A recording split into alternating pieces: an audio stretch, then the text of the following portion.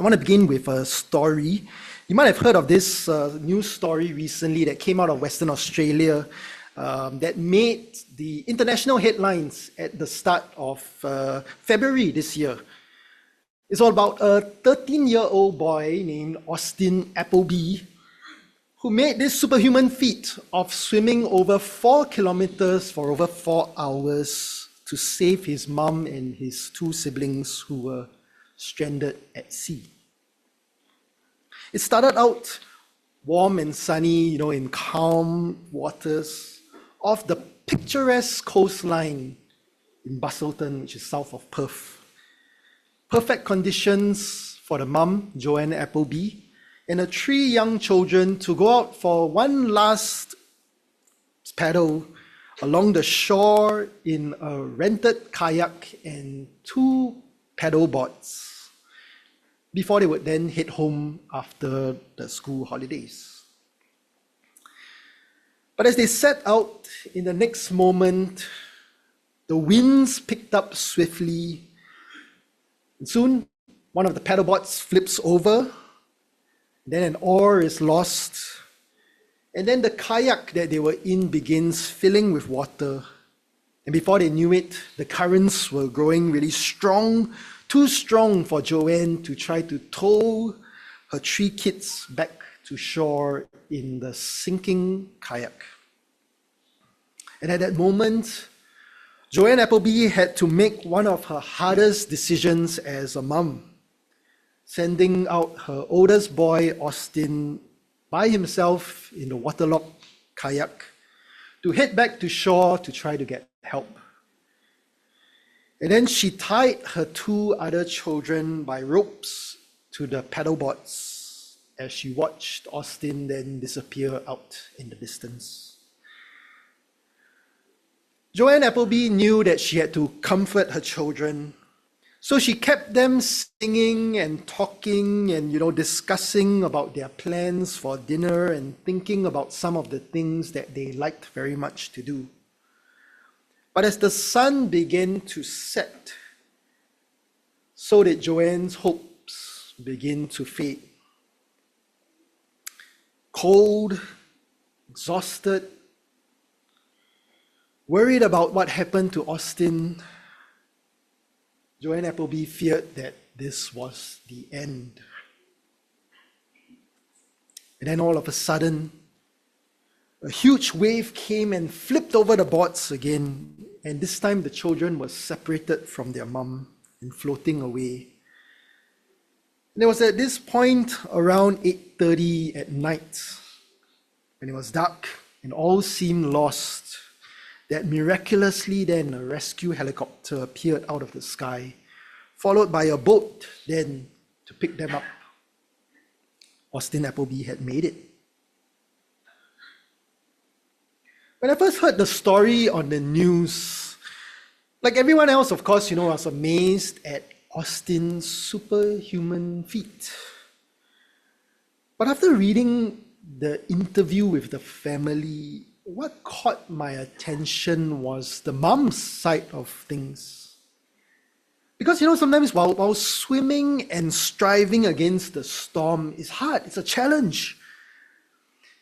But sometimes it feels like it keeps us busy and in control. But what do you do when you're like Joanne Appleby and when it feels like everything is out of your hands? When you feel like you're being swept out to sea and the shoreline of safety, familiarity, security, all is just slowly seeming to disappear. Maybe it's a dream that you once had. Maybe it's a lost opportunity that you still regret. Maybe it's just the uncertainty of what the future that is coming on fast is going to hold. And like Joanne, you feel like you're on unstable footing, adrift on a raft that's always in danger of taking on more and more water and then capsizing. But in our passage today, Noah too faced that same fear and same uncertainty. God had told him earlier on, I will send rain for 40 days and 40 nights. So maybe Noah hunkered down and he said, yes, God, I can do this. 40 days, 40 nights. And at the end of the 40 nights, exhausted, Noah waits and waits and waits, and God is silent. But the floods still are prevailing over the earth day after day after day after the 40. And Noah goes, okay, God, I know you're going to come true. And then night and day and night and day and night again, the repeated cycle, and silence and the sound of waves and the spatters of rain still outside, but no sound of God's voice. And Noah waits. And within the dark walls of the ark, waiting, and wondering what's going on outside, wondering what will happen, wondering when will this ever end, wondering, where is God? Has God forsaken me? Brothers and sisters, do you feel like you're in the same boat, adrift with worries and uncertainty, and you wonder, Lord, am I going to make it? What did I get myself into? Have I left my life behind just to step into the boat with God, all for nothing? Well, brothers and sisters, I want to tell you today to take heart, because the same God who was in control over that same boat with Noah, and at the right time, according to God's timing and purpose, 150 days it says, and then God came true for Noah. This is the same God who is in control of your life and your situation, in whatever boat that you feel that you're in today. And in the same way, this same God will come true for you too. And isn't it amazing, that we see this covenant sign in Genesis, that is, we read about it in Genesis, but it's still relevant and it's still in effect even today. Have you ever let that amazing thought just sink in? That already, today we look out when it rains, we see the rainbow, and it reminds us already of the same God, the same grace of God, and the same promises are all still relevant and still true today to you and to me, just as they were to Noah in Genesis, because our God is the same God yesterday, today, and forever. But there's a few more truths, same truths today about this same God that I want to show you today. 3 more truths. And I want to show you these 3 truths about God here in Genesis, which God showed to Noah. And I want to show you these same 3 truths of this same God in the Gospels, which he showed to his disciples. And then I want to show you these same 3 truths about God and how they apply all the same to you and to me, even today. And that you can face whatever worries, whatever uncertainty that you have, because we have the same God. So brothers and sisters, first, you can face your worries because your God is the same God who remembers his people. So Genesis 8 begins right from the first verse with a beautiful turning point in the story. And it's all encapsulated by one of the most wonderful phrases ever known, that it says, but God remembered Noah and all who were with him in the ark. What does it mean that God remembered Noah? Now, it doesn't mean that, God left the tap running, he went to do something else, and then 150 days later, suddenly, oh no, Noah, dear me, quick, better go and shut off the tap.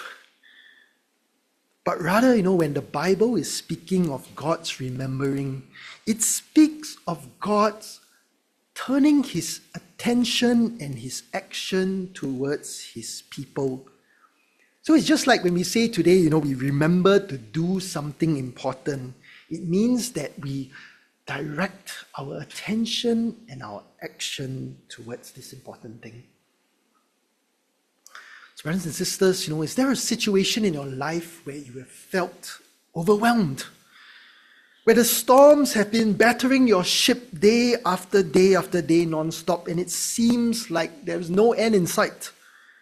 That the waters just keep rising up virtually to your limit, and it's hard not to feel like, God, if you don't come through now, I'm just going to go under. Well, here's what I want to bring you to. An amazing story as well in the Gospels. Centuries later, a story about the disciples of Christ. Disciples same as you and me. Followers of the same God, Jesus Christ. In a same situation, in a boat, in a storm, and wondering if they would make it through. This story is in Mark chapter 4, verse 35 to 41. And it tells us that, Jesus said to them, let's go across to the other side. And then a great windstorm arose and the waves were breaking into the boat so that the boat was already filling. But Jesus was in the stern and he was asleep on a cushion. And they woke him and they said to him, Teacher, do you not care that we are perishing? And so, the disciples were filled with fear because they thought that God had forgotten them, God had abandoned them, God did not care if they were going to drown. Do you sometimes feel the same as well? My brothers and sisters, then take heart, because the same as the story of Noah, the story of the disciples like you and me, is the story of the same God of both boats. And therefore, the story of the same God to you and me, whatever the boat that you're in. And so then, in God's precise timing, no more or no less, God had remembered Noah in his story, in his precise timing, no more or no less. Here in Mark, verse 39, it says, Jesus arose and calmed the waves. And so then, brothers and sisters, all the same to us, that in the fullness of time, no more, no less, the same God remembered us. Jesus arose and triumphed over the grave, over all the torrents of sin and death, and lifted up to rest with him safely in the heavenly realms. And so, of course not, this very same God will never leave you nor forsake you, nor will this same God ever withhold any more good thing from you. This same God says in his word that even if a mother forgets her nursing child, I will not forget you. Isaiah 49 verse 15. So brothers and sisters, whatever that it is your concern at the moment, whatever circumstances right now in your life that seem out of your control, know for certain that yours is the same God who remembers all his dear children. As he remembered Noah, as he remembered the disciples, so he remembers you. Secondly, brothers and sisters, you can face your worries because your God is the same God who directs your purpose. So Genesis chapter 8 verse 15 brings us to another wonderful phrase. Then God said to Noah. Then God spoke again to Noah. This is what he said. He said, go out of the ark, bring every living thing that is with you, and be fruitful and multiply on the earth. Brothers and sisters, do you worry that you are losing sense of meaning in your life? That it is hard to find significance for what your life is supposed to be? But this is the same God who delights to make known his purposes to his children, who delights in directing his children in the purpose that was specifically intended for each and every one of you, even before the creation of the world. And so Noah waited upon this same God, even when all seemed lost, and then God spoke. and instructed him in his perfect and pleasing plan. The same God in the gospel, Jesus, was pleased to make known his plans to his disciples, to make known their purpose ahead of time, saying in Mark chapter 4, verse 35, let us go across to the other side. And the trouble with us as disciples, the trouble with these disciples and the trouble with us is that a lot of times we forget what God has said in advance. We lose focus of what Jesus has told us. And so then, that's the reason why fear takes the place of faith. Fear replaces the purpose of God in our minds. But brothers and sisters, God delights to make his purpose known to all his children. He says, ask, and it shall be given. And you can notice in the case of the boat Noah, the boat of the disciples, that all of those who wait and seek God's purpose will never be let down by God.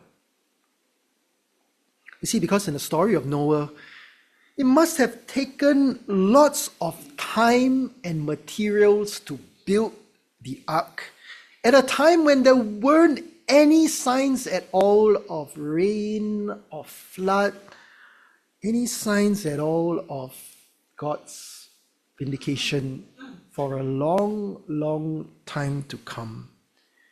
And yet Noah submitted wholeheartedly to God's will.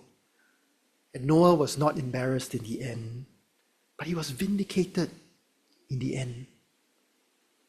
And similarly with the disciples then, it must have taken a lot of guts and a lot of thick skin for the disciples to follow this lowly carpenter who's supposed to be the Messiah.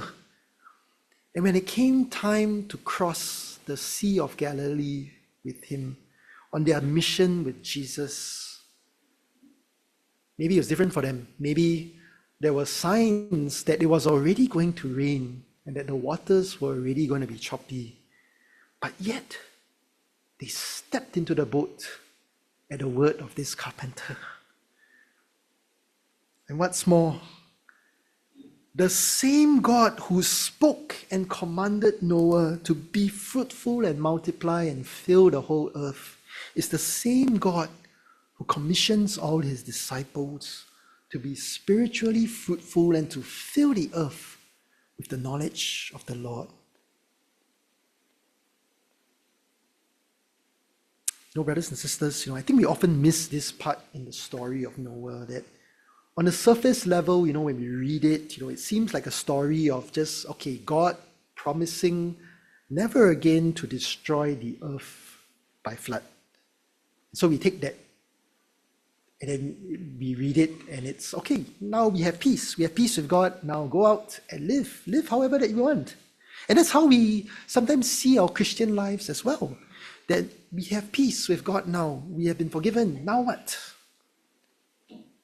Can live however we want. Now we just, what's next? Just waiting for heaven? But it's actually more than that. The rest of the story of Noah is actually not just a story of peace, but it's a story of renewed purpose as well. Of God renewing the same purpose that he spoke to Adam when he created all things. His same purpose to humanity.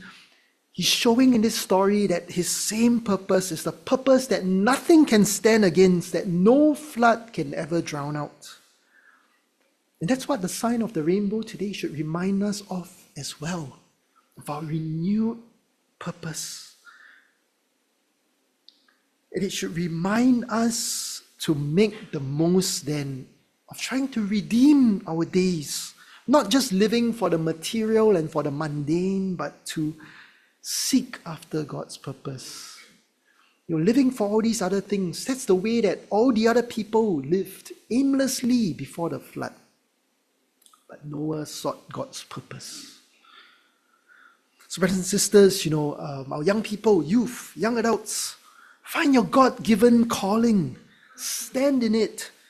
And even if your whole world is wiped out, God will make you stand and you will never be ashamed of following his purpose.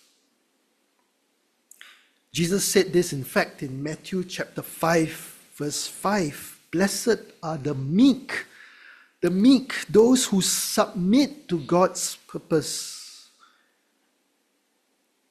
For they shall never lose out on anything, but just like Noah, they shall inherit the earth. So young people, you will never lose out whenever you submit your life to God's purpose. The career, the frills, all the other things that your peers and the popular media is trying to sell you today, that you need those things. They're trying to mold you and conform you to the pattern of this world. All these things are just the side quest. But the meek shall inherit the earth. And so, brothers and sisters, young people, get into the Word. Keep your eyes and your ears fixed on God's instructions. He's always wanting and delighting to speak to you. The same God who spoke to Noah, he still speaks again all the same through his Word. So listen out for his voice. Step out in his promise. Step out in his purpose. Because God is the one who will preserve you. God is the one who will promote you, and this same God is the one who will prosper you as well.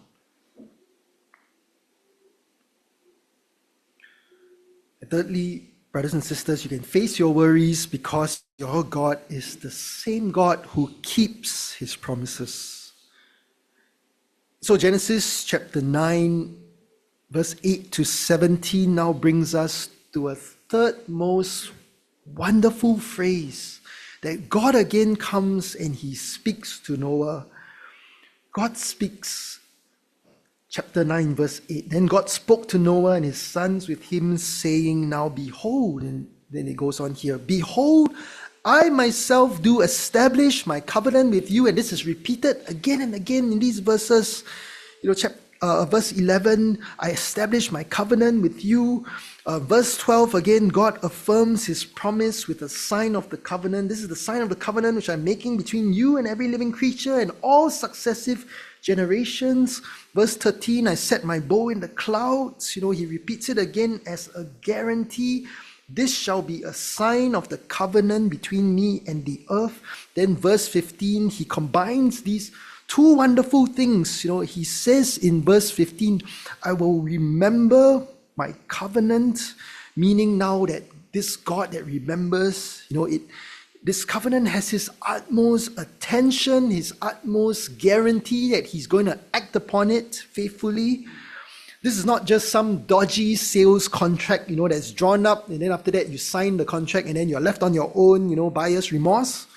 But then he states again in verse 16, then I will see this sign that I've placed, and I will remember the everlasting covenant. This is a contract that has even a greater than even a lifetime guarantee. It's more than that, it's everlasting. And then finally, he caps off this whole thing in verse 17, again repeating the sign of the covenant which I've established between me and you and all flesh. He's ending off as if again, to give that guaranteed stamp, chalk seal, to sign off, it's an ironclad contract of eternal grace. Grace and grace and grace upon grace. Guys, do you think that God might be trying to say something really, really important to us here? And that he really, really, really means what he's saying. Interestingly, the word that he uses for this sign, the rainbow, is the Hebrew word for the weapon of war, actually, the bow, as in bow and arrow kind of bow, the same word. And so Jewish tradition, took this as a sign of God saying that he's laying aside his weapons, he's laying aside his anger and his judgment, and he's now declaring peace. Brothers and sisters, centuries later, that same God in the Gospels would confirm his peace by another sign when Christ made peace through the blood of the cross. This is why the Bible can say in 1 John chapter 4, verse 18, that there is no more fear in love, because his perfect love, the love that he showed when the same God displayed his love fully on the cross, that perfect love casts out all of the fear of punishment, all of the fear of condemnation, because Christ, the same God, took the condemnation that was meant to be ours on his cross. And so, brothers and sisters, the same God established peace with us in his favor. This is why, brothers and sisters, that in the face of whatever storms of life, this same God, Jesus, calls on his disciples to not fear, but to have faith. So back again to the boat. In Mark chapter 4, verse 40, Jesus said to his disciples, "Why are you so afraid? Have you still no faith?" And to us today, the same God who calls us to follow him into the boat, he calls us too, not to fear, but to place our faith in him. That what he says, what he promises, he will do, and he will bring us to the other side to fulfill his purposes in us. Because the same God of the rainbow is the same God of the cross, is the same God who establishes his covenant of everlasting peace and God's favor with all who receive him as their God and follow him.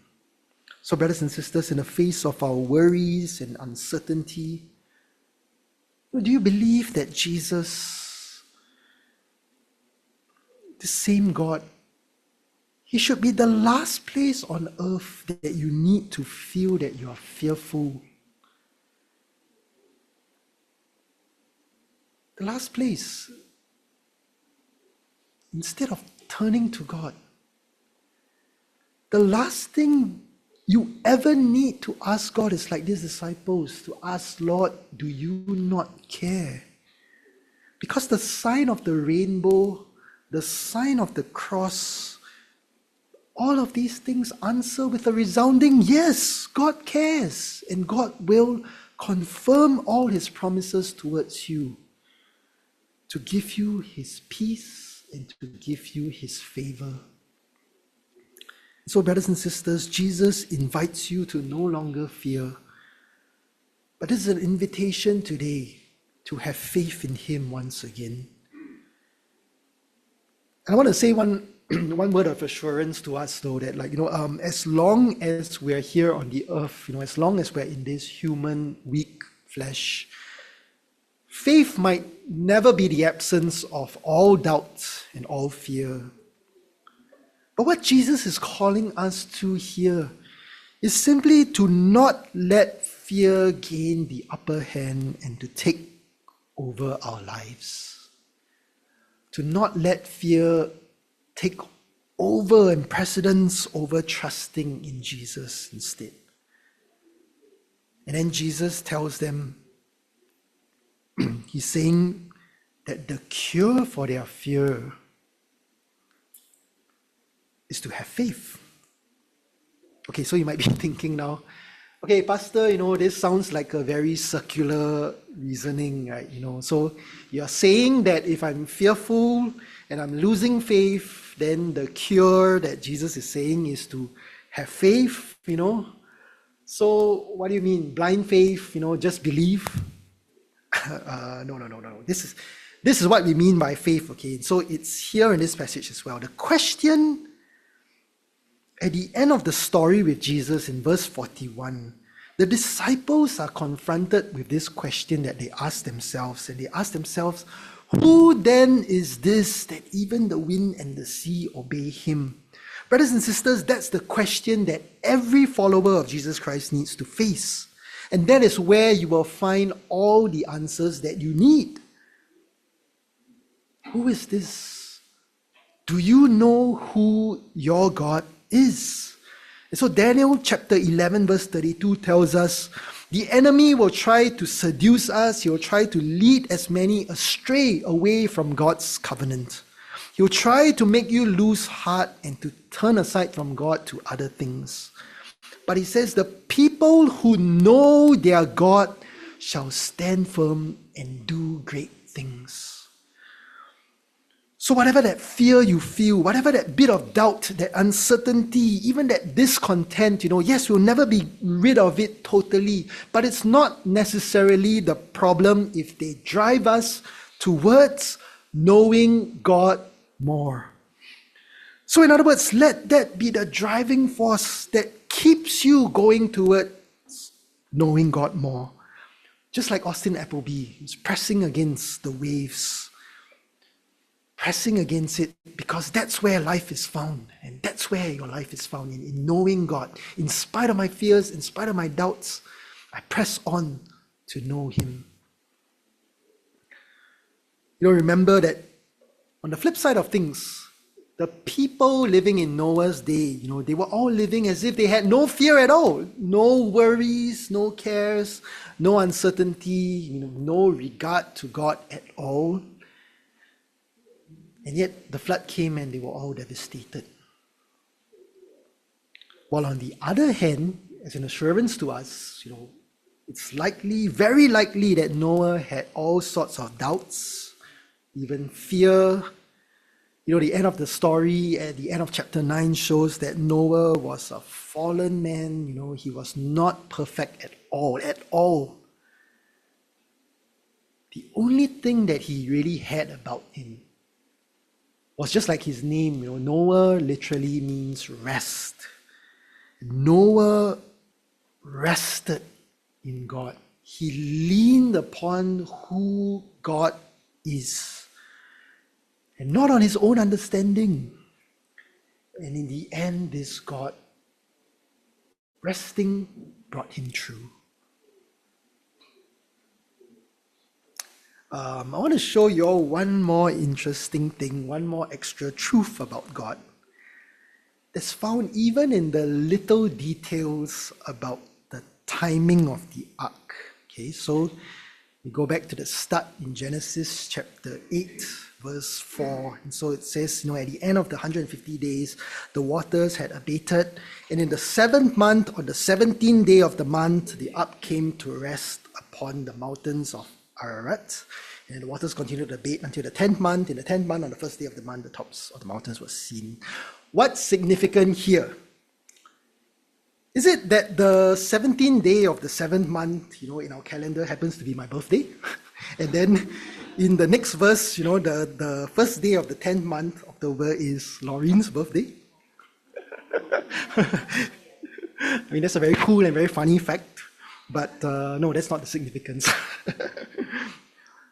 Okay, back, a little bit about your pastor.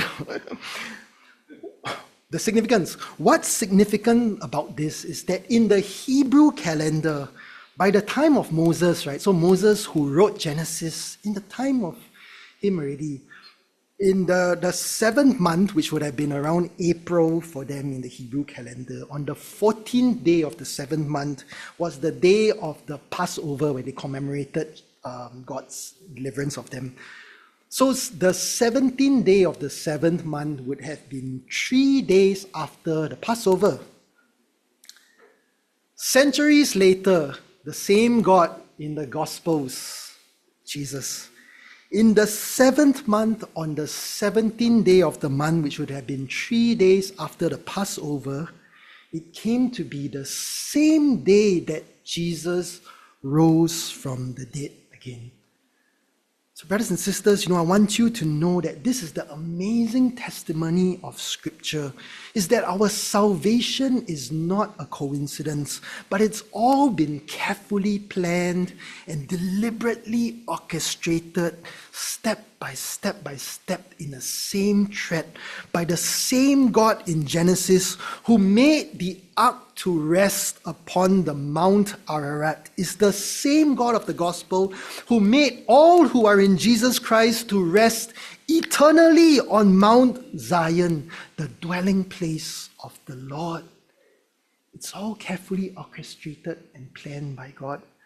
And none of it has failed. The same God in Genesis, same God in the Gospels. How then, brothers and sisters, will not this God, the same God with the same intricate care, carry out his plan carefully orchestrated, his plan for all your life, all the way to completion in Christ? This same God, the God who remembers you, who gladly directs your purpose, and who keeps all his promises to you. So don't be afraid to follow him and to fix your faith firmly in him. Let us pray.